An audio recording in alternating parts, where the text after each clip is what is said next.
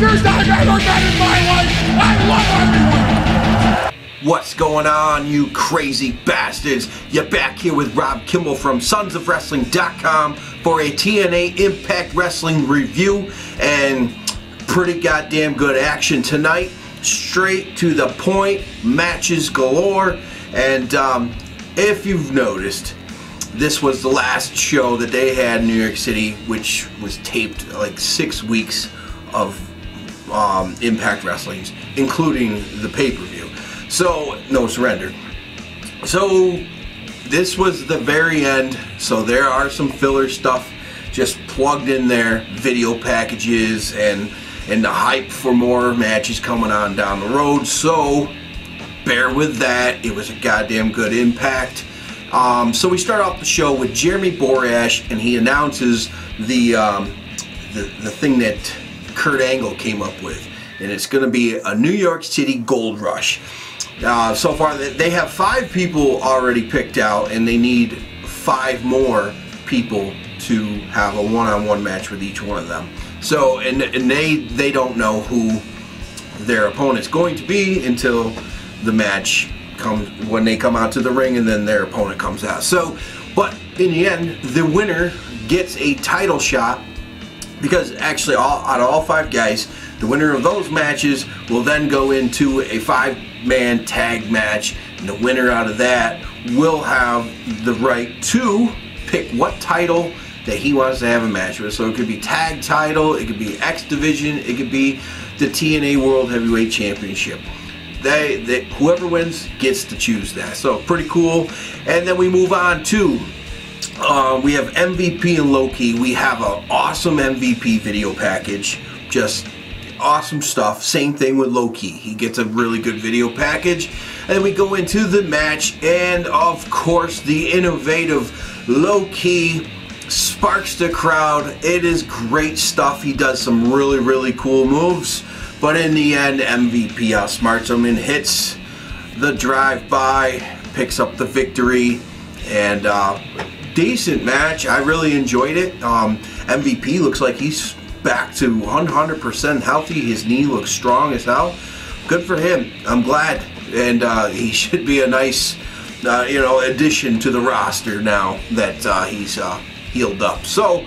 Then we have a nice video package to pay respect to Eric the actor, the guy from Howard Stern that recently passed. Nice to see, instead of just an RIP word of their name on the screen before the show. So pretty cool, because they had together, they had pictures and everything. That was really cool. So then we're on to Robbie E versus Tajiri. Anyway, let me just say, Robbie E, best match I think I've ever seen out of the guy. Tajiri just carried the motherfucker, but no, Robbie E put in good work. So that was good to see. The guy's been on the roster for a long time, just doing hardly anything. So every now and then he pulls out this one, and you're like, well, goddamn, maybe Robbie E's got a goddamn future. But we get Robbie E, like he hit this DDT to Tajiri, and then he pushes Tajiri, and the ref gets bumped out of there. Earl's out of the way, green mist, and it turns into the buzzsaw, and the ref never saw the miss, so no DQ. Picks up the victory. Tajiri's moving on to this 5-man tag match. Then we have Rockstar Spud backstage, and he's being questioned about the issues between him and EC3 from the internet. And he claims there's no issues, it's horseshit, as he catches a phone call from his best friend. He holds up his phone, it's from EC3, and then later on I seen Jeremy Borash holds up his phone, and it's got like some jerk, or EC3 jerk. That was funny shit. But anyway, then we come back from commercial, and Spud's taking this phone call, and he didn't notice his cameras were there, and he ran off. So EC3's not looking very happy with Spud, as something about next week he must be there. And anyway, we're moving on to, oh yeah, Austin Aries versus Nux from the Menagerie. And let me tell you what, best match I've seen out of Nux. Holy shit, this is a really good wrestling show today. And anyway, Just good stuff, especially the huge size advantage with Nux being like 6'5" or whatever it is. Austin Aries is like 5'10". So Austin Aries here in the end starts, I like the beginning too when they're showing, you know, just comparing each other, and there's a lot of respect there between the two, so really cool. I love that. And then Austin Aries nails some discus forearms, and the unimaginable hits the brainbuster to Nux. Fucking wow. That was awesome. Comment down here what you think of that. That was badass. Little Austin Aries, he's such a beast. Just rocked that fucking brainbuster. That was good.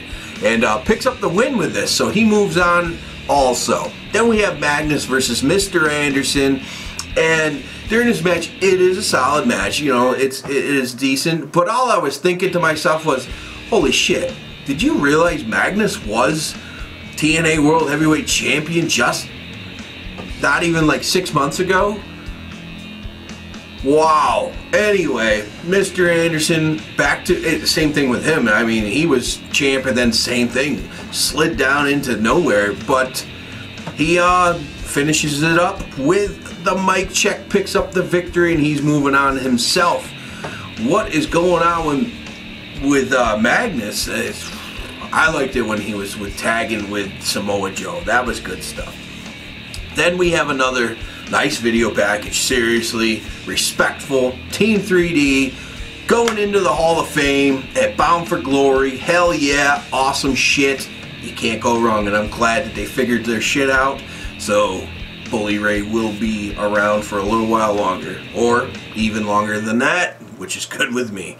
Then we have Abyss versus Samuel Shaw, and even with the size advantage here, Samuel Shaw is just going after him, and he's taking control of this match pretty quickly. And but after Abyss misses, well, especially yeah, when he punched that fucking turn post, man, fucked him up. Shaw targets that arm, goes after it, but in the end, the strength, the beast, just prevails. Even after Shaw nails a chair shot to the head of Abyss when the ref was not looking, comes in, seems to be like you would be victorious in this moment, black hole slam, out of there, Abyss moves on. Man, I like Abyss. I really like Joseph Park too. Comment down here if you guys missed Joseph Park. That was awesome stuff, funny. It was just a good turn for him. I liked it. Then we move on to the Gold Rush match. New York City Gold Rush. We have Austin Aries, we have MVP, we have Abyss, Tajiri, and Mr. Anderson. And let me tell you what, Tajiri, I'm going to have to look it up. I don't really know how old he is, but I know he's pretty old, but he wrestles like he's 25. He's fucking phenomenal. Just awesome stuff. I really liked Tajiri in this match and in his earlier match, but this one, wow. And then you get Austin Aries in there with Tajiri together, gold, hell yeah. Now that would be an X Division match that you wouldn't want to miss right there.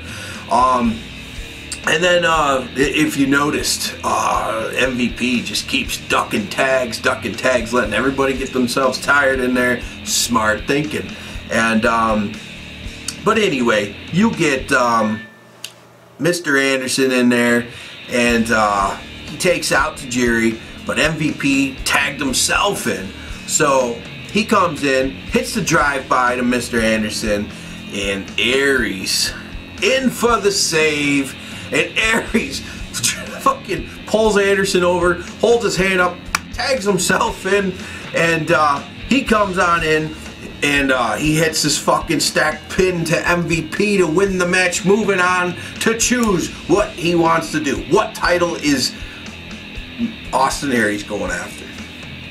To me, and I'm trying to stay spoiler free. I fucking hate spoilers, and I have not given you guys any spoilers, so I think I read something of fucking like a month ago, but I don't really recall. But I think if you were to do it, because Lashley's such a goddamn beast, and you could go X Division belt, if you could pick that up somehow, from Samoa Joe, you would have the option C. So you get one belt to carry into another. So it's whoever would you rather face. So you could take Samoa Joe or Bobby Lashley, and if I personally had a match, they're both beasts, but I would take Joe.